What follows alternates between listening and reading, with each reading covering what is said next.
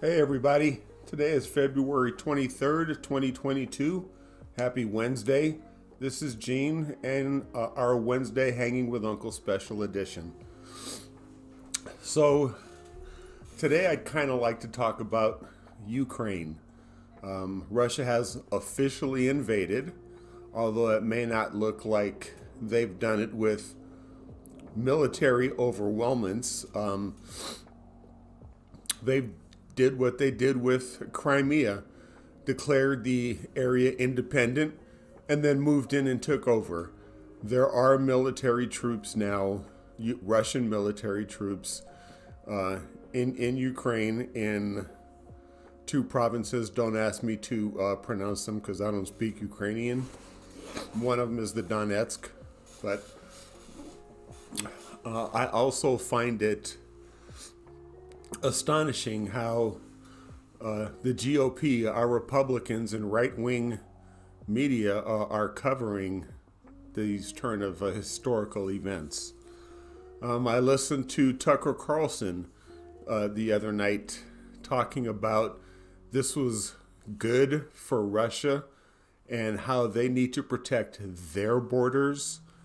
I've heard other morons from the previous administration talk about what a genius Vladimir Putin is for this move in taking over a sovereign nation that chooses a democratic type of government instead of the autocratic government that Vladimir Putin is trying to impose on Ukraine.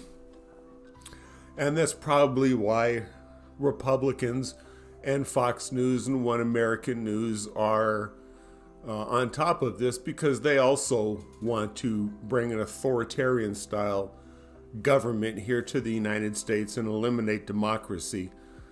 All you have to do is look at the voting rights laws that they're passing to suppress the vote for people of color or Democrats. Which, on a side note, another reason I changed my party affiliation to no party preference. I'm not adhering or subscribing to any one doctrine. I'm not a sheep. I think for myself.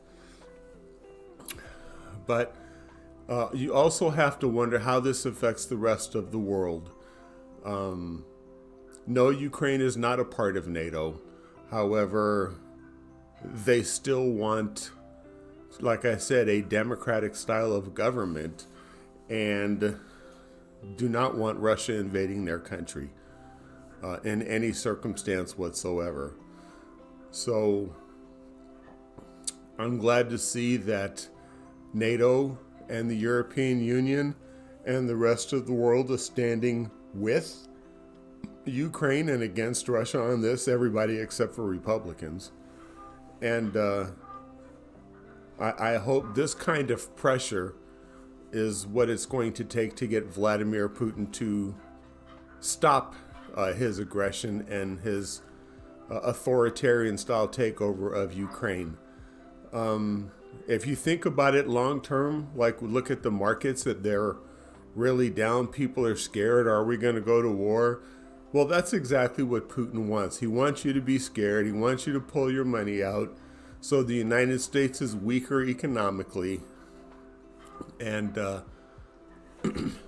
makes us weaker as a country and as an ally by spreading fear and lies, which again is something Republicans are famous for. But me, myself, just from, again, this veteran who has served his country honorably, and what I've seen, Russia was our ally in World War II, but even in World War II, they stole a B-29 bomber, which is how they formulated it for their Bearcat bomber.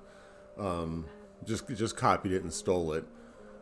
They also, shortly after that, not even 5 years later, were supplying the North Koreans with ammunition and tactic and strategies against the United States and their defense to help the South Koreans. So Russia has never really proven to be an ally of ours, and why Republicans here want to applaud Vladimir Putin just kind of makes me wonder if the Republican Party is infiltrated by Russia and that is their plan to take over America. After all, they used Russian propaganda in 2016 during that campaign cycle to make sure Hillary didn't win.